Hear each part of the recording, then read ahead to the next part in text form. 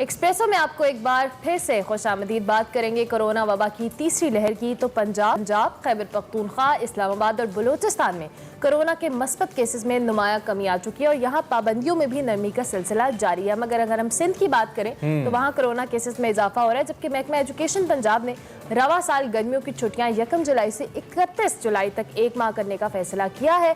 26 जून से 12वीं जमात के इम्तिहान और उसके बाद 15 दिन बाद मैट्रिक के पेपर्स होंगे। 9वीं और 11वीं के जो इम्तिहानात हैं वो सितंबर में होंगे, जबकि कराची समेत अगर हम बात करें सिंध में कोरोना के फैलाव में इजाफा होगा। बिल्कुल, एजुकेशनल कैलेंडर तो खैर बहुत ही डिस्टर्ब है। मुझे तो समझ ही नहीं आता कब पेपर होंगे, कब छुट्टियां होंगी, किस तरीके से बच्चों की रूटीन बन रही है। खैर, इसको रोकने के लिए गवर्नमेंट मजीद पाबंदियां सिंध के अंदर खास तौर पर लगा रही है। हमने आपको कल भी बताया था, रात 8 बजे के बाद जो शहरी हैं उनके गैर जरूरी बाहर निकलने पर पाबंदी है। कोरोना बचाव के लिए वैक्सीनेशन का अमल तेज हो गया और इस वक्त जो अच्छी खबर आ रही है वो 19 साल से ज्यादा अफराद की वैक्सीनेशन के हवाले से है।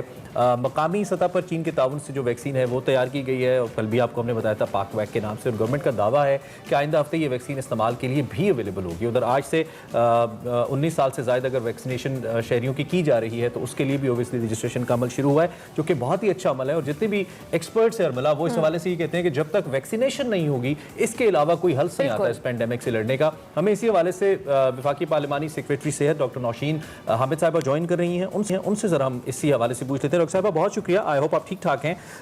इस वक्त ओवरऑल हमें हमारे सामने पिक्चर रख दीजिएगा। एक तो ये जो हम 19 साल से ज़ायद अफराद की वैक्सीनेशन शुरू कर रहे हैं, इसमें आप क्या फ्लो एक्सपेक्ट कर रहे हैं और इस वक्त लोगों का रिस्पांस क्या है टुवर्ड्स वैक्सीनेशन? बेहतर हुआ है, लोग आना शुरू हो गए हैं वैक्सीनेशन की जानिब?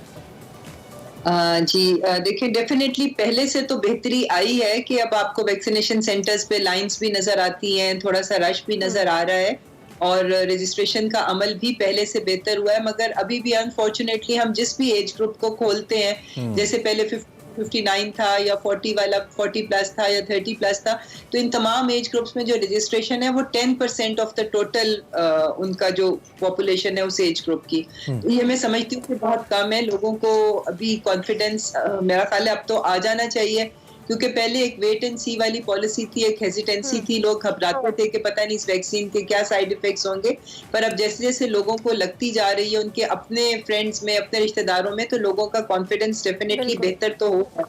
मगर अभी भी जो रजिस्ट्रेशन का अमल है, मैं समझती हूँ उसको मजीद स्पीड अप होना चाहिए, लोगों को ज्यादा आगे आना चाहिए, क्योंकि अब इस वक्त पाकिस्तान के पास वैक्सीन भी वाफिर मिकदार में मौजूद है और जिस तरह से मास वैक्सीनेशन सेंटर्स का वजूद अमल में आ रहा है और छोटे शहरों में और छोटे हॉस्पिटल्स BHUs तक इसका दायरा कार वैक्सीनेशन सेंटर्स का बढ़ाया जा रहा है, तो अब फैसिलिटीज भी हैं, वैक्सीन भी है। तो मैं समझती हूँ कि लोग सामने आए, क्योंकि जब तक हम लोग वैक्सीनेशन को नहीं तेज करेंगे इसके फैलाव को रोकना मुश्किल होगा। ठीक हो गया। अच्छा डॉक्टर साहब, चूंकि हम सिंध गवर्नमेंट की भी बात करेंगे, सिंध में जिस तरह से हम बात कर रहे थे कोरोना केसेस में हमें इजाफा देखने में आ रहा है। गवर्नमेंट जो सिंध की है वो वफाक पे इल्जाम लगा रही है कि हमने ट्रांसपोर्ट का सिस्टम बंद करने का कहा था, तरजीह दी गई थी, उसको नहीं माना गया वफाक की जानिब से। तो ये ब्लेम गेम का सिलसिला जारी है, जबकि कराची में केसेस बहुत ज्यादा, सिंध में स्पेशली केसेस बहुत बढ़ रहे हैं।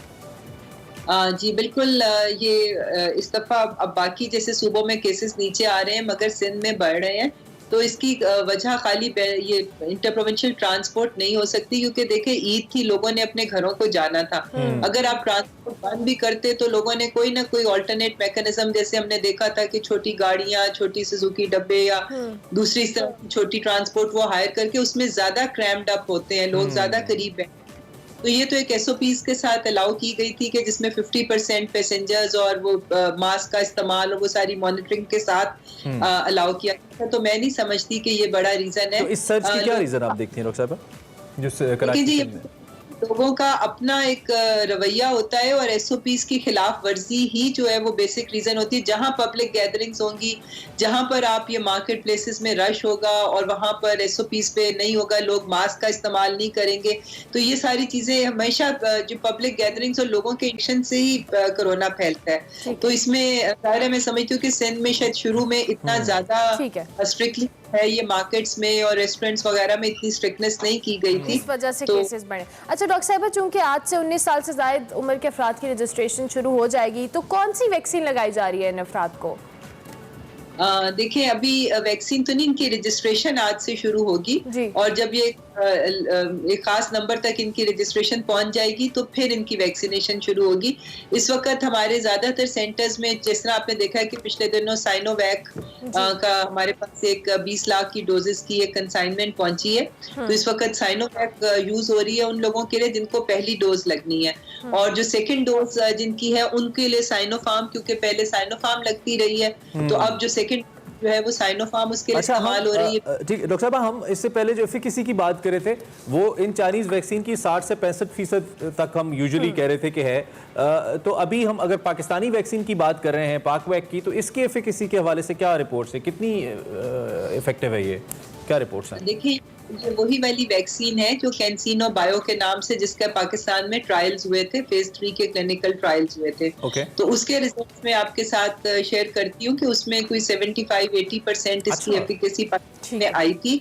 मगर जो सीरियस डिजीज प्रिवेंट करने की इसकी जो कैपेसिटी थी वो 100% थी। यानी इसका मतलब ये कि अगर ये वैक्सीन लगने के बाद जैसे 75% का मतलब ये है कि शायद 20-25 लोगों को फिर भी कोरोना हो जाए। बिल्कुल ठीक है डॉक्टर साहब, थैंक यू, बहुत शुक्रिया, आपसे बात होती रहेगी। इस हवाले से वक्त की कमी है। Thank you very much. Naushin हमें बता रही थी कि इस वक्त पाकिस्तान ने जो पाकवैक बनाई है ये तकरीबन सीरियस डिजीज के लिए 100% प्रिवेंटिव है। इसी नोट पर ब्रेक लेंगे, ब्रेक के बाद हाजिर होंगे। आप देखते रहिए एक्सप्रेसो।